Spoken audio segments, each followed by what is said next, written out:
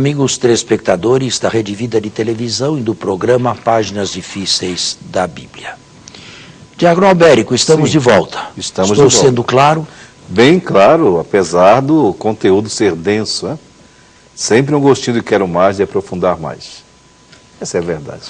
O capítulo 11º da Certo. pré-história da humanidade conta-nos Muito também uma conhecido. lenda, Torre de Babel. uma história criada.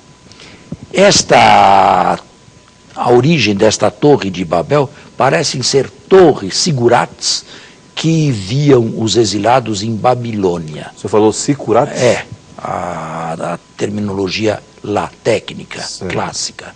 Torres. E a partir daí se constrói uma história que quer ensinar, uma história que quer ser didática. Como entender as discrepâncias entre nós? Conta-se a história. Os homens de uma determinada época resolveram criar um nome para si. Criar um nome. E para criar um nome para si, se puseram de acordo em construir uma torre cujo cimo se elevasse ao céu. Mas isto não agradou a Deus. E por quê? Porque estes homens não estavam preocupados em agradar a Deus. Estavam preocupados a fazer um nome para si. Estavam preocupados com o próprio ego. Estavam preocupados com a própria vaidade. E a torre seria o monumento à vaidade. O monumento ao ego. E não a Deus. Isto é o homem que tenta colocar-se no centro de tudo, sendo suficiente ele para tudo e eliminando Deus. Deus está fora. Deus não é necessário. Deus É o que vivemos hoje, não né? age. É o que vivemos hoje, infelizmente.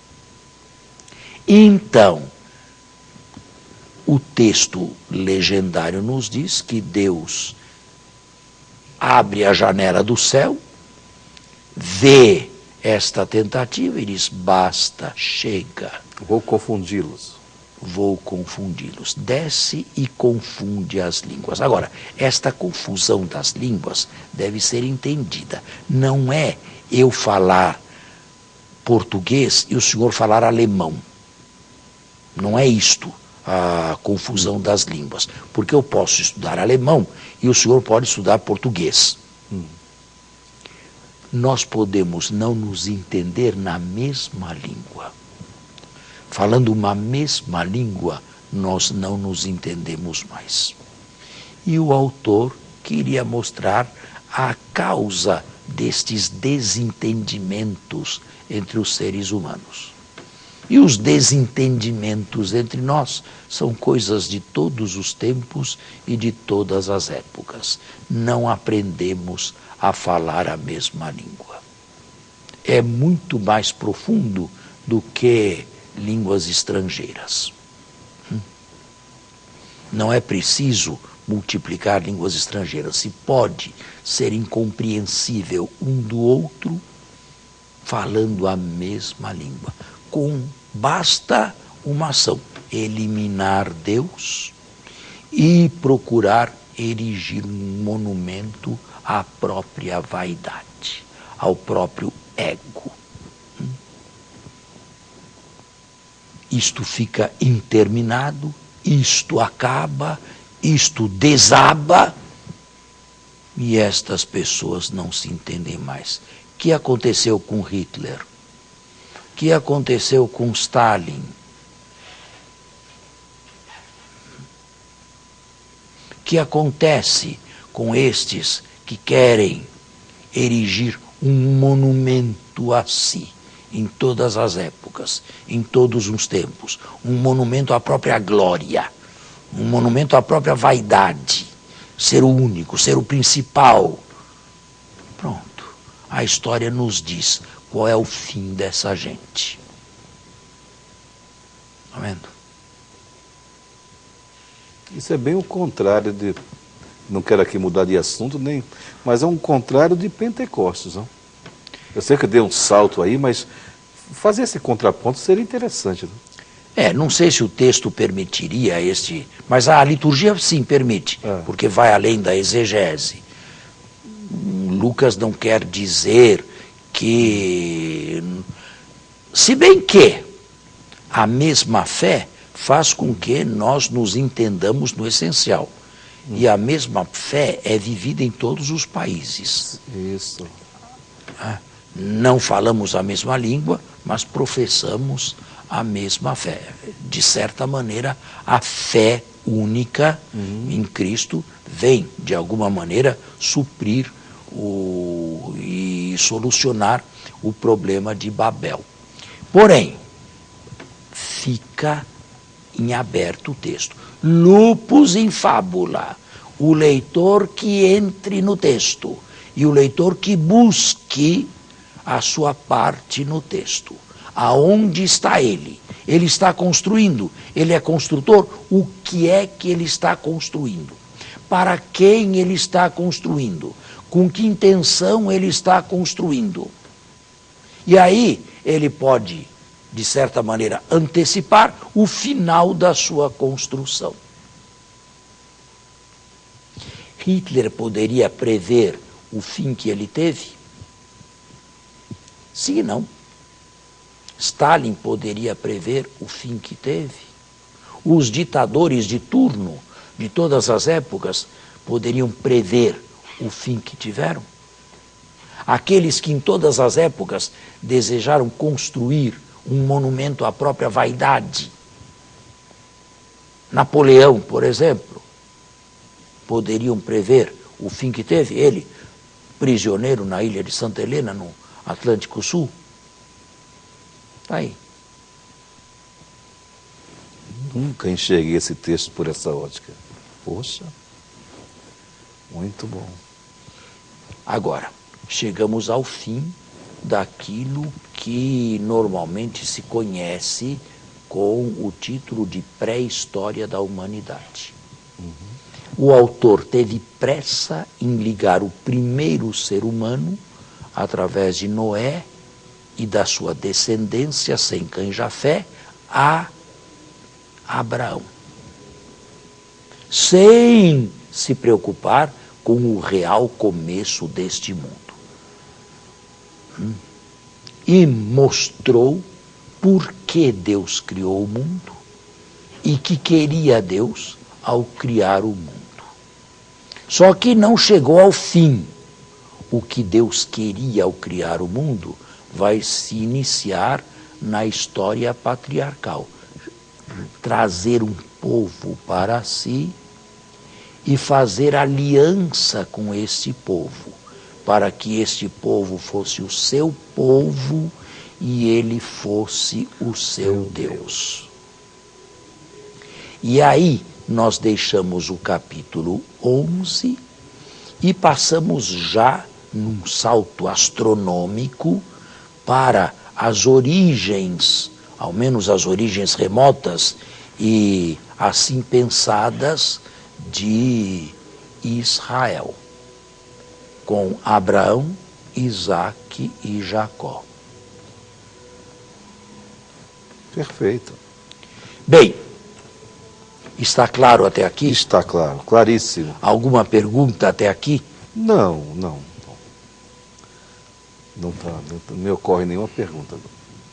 O leitor, o estudioso, o telespectador imaginam que, saltando da pré-história, em grande parte mitológica, da humanidade, e entrando nos ancestrais de Israel, pisamos um terreno mais sólido do ponto de vista histórico. Pelo menos aqui nós podemos tocar com as mãos certos personagens que lá, como Adão, Eva, Caim, Abel, Noé, patriarcas pré-diluvianos, pós-diluvianos, não podíamos fazer. E devo dizer que durante séculos e séculos, até o início, o final do século, bem, até a Renascença, a Bíblia, durante toda a Idade Média, ela foi lida de maneira mais ou menos fundamentalista. Foi por ocasião da Renascença, e sobretudo a Renascença na literatura, que a Bíblia passou a ser estudada como um livro qualquer, como quaisquer outros livros do passado, usando da tecnologia presente para estudar o passado. Diversos indícios a partir da Renascença, e estamos em séculos XIV, XV, XVI, foram surgindo. Esta obra, o Pentateuco, primeiro indício, não podia ser obra de um só autor. Como se ensinava, e como se ensinou até o século XIX, Moisés, ou até o início do século XX, Moisés. Quando muito, Moisés se serviu de secretários. Esta visão já na Renascença parecia insuficiente. Este Pentateuco possui diversas visões que não se justapõem harmonicamente entre si. Diversas teologias, algumas contradições. Deus, nos textos, é chamado Yahvé, noutros textos é chamado Elohim. Por causa da tradição, né? Não é? Divergência de tradições e de visões. Nós temos que fazer o nosso intervalo e já voltamos. Então, foram surgindo tais e tais indícios que foram levando os estudiosos a postular mais autores para o Pentateuco, e não apenas um. Mais teologias, maiores visões, e o Pentateuco aparecendo como uma obra de redação final de compromisso entre diversos setores. Bem, estes indícios foram surgindo e foram se avolumando. Visões diferentes, teologias diferentes, narrações diferentes, dublagens de um mesmo episódio escrito duas vezes. Por que tudo isto? Isto não pode ser obra de um autor só. Isto deve ter tido diversos autores em épocas diversas. Hoje, para nós, isso é claro. Bem, o tempo foi passando, foi surgindo e se foram sempre no estudo, sempre na exegese, detectando melhor os fios de uma determinada tradição. O seu modo de falar, o seu modo de se exprimir, a sua teologia, não consoante com outra teologia. Basta pensar nos dois textos da criação, capítulo 1 e capítulo 2 e 3.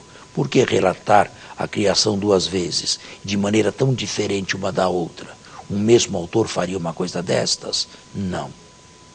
Na história do dilúvio que vimos há pouco, existem tradições contraditórias. Numa, apenas os animais puros entram na arca. Noutra, todos os animais. Um casal de todos, os puros e os impuros.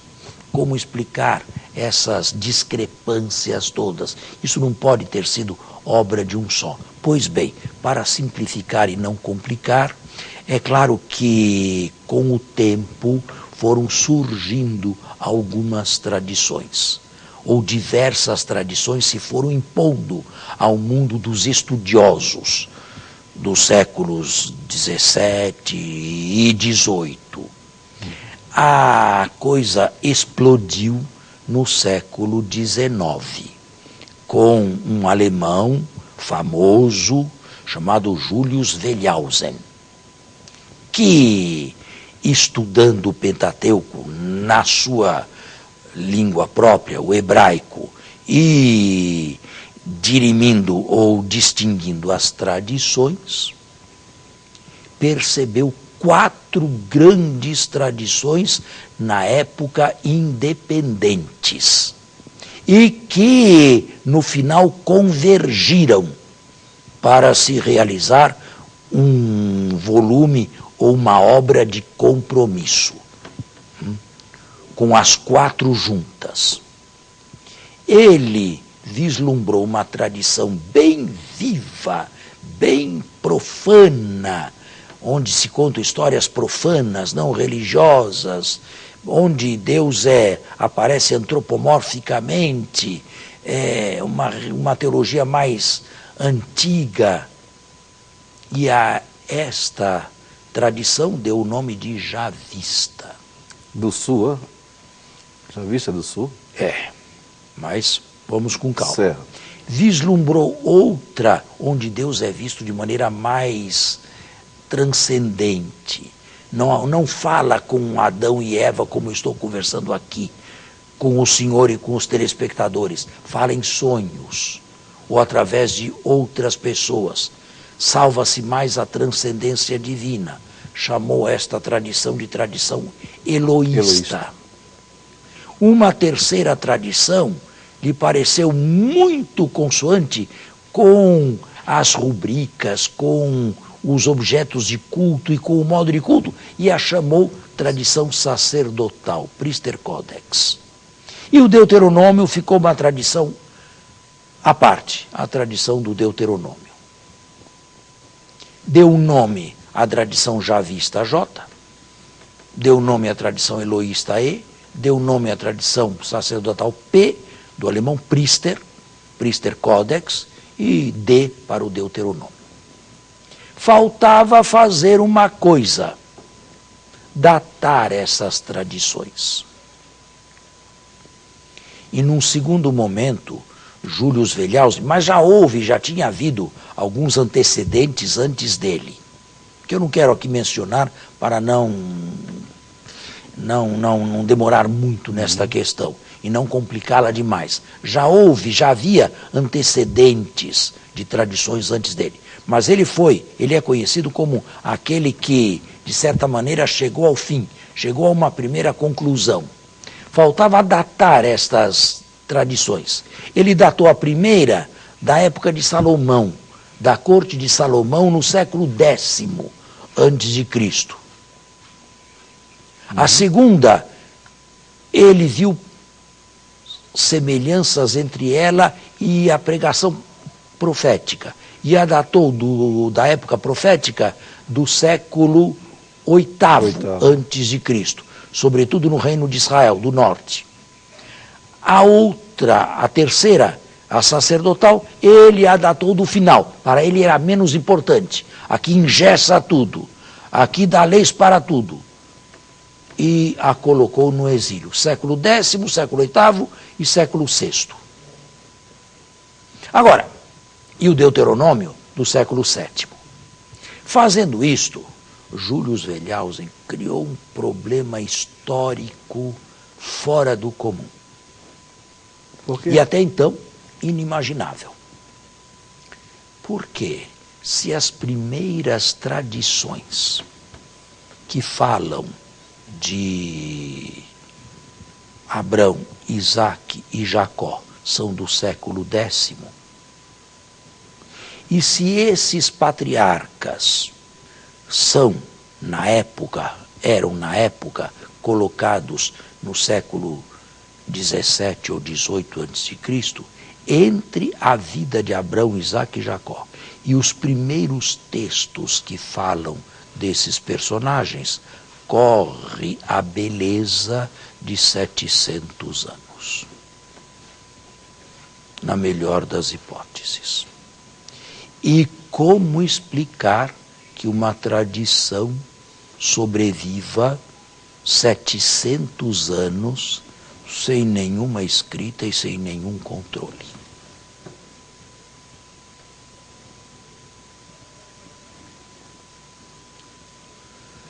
Julius Wellhausen resolveu a questão. E resolveu radicalmente a questão. Quando se fala de Abraão, de Isaac e de Jacó, nós não estamos no mundo da história, estamos no mundo da fantasia. Esses personagens nunca existiram. Mas é muito forte isso, né? Esses personagens são legendários, totalmente legendários. Os autores são unânimes em concordar com ele? Os outros, né? Mas não só Abraão, Isaac e Jacó. O que sabemos de Moisés? Moisés viveu 250 anos antes do primeiro texto que fala dele. Legendário ele também. Que se sabe do Êxodo? Ele foi relacionado 250 anos depois de ter acontecido. Que se sabia, que se guardava? Nada. Escravidão no Egito, revolta, nascimento de Moisés, juventude de Moisés, êxodo mosaico, tudo isto absolutamente legendário. Isto é, criação popular e projeção no passado do que eles imaginavam ser, ter sido o seu passado. Bem, o senhor falou bem, foi um choque terrível. Me imagine, onde vamos parar com isto tudo? A Igreja Católica se fechou inteiramente, né? Inteiramente, até o início do século XX, até o pontificado de Pio X. De jeito nenhum. Um professor que ensinasse uma coisa dessas no seminário daria a primeira aula, mas a segunda não daria mais. Seria calado.